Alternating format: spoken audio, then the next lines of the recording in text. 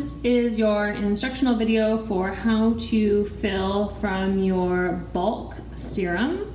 Whether you have the Simplicity Serum, the Luminous Serum, or the Golden Serum, it's all the same.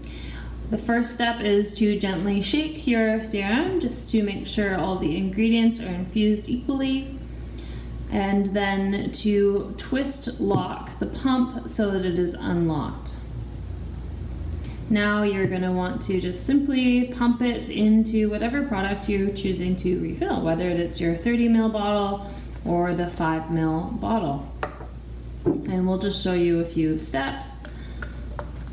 You can just pump it in until it's all the way full. And similarly, you can do this with the 5 ml bottle.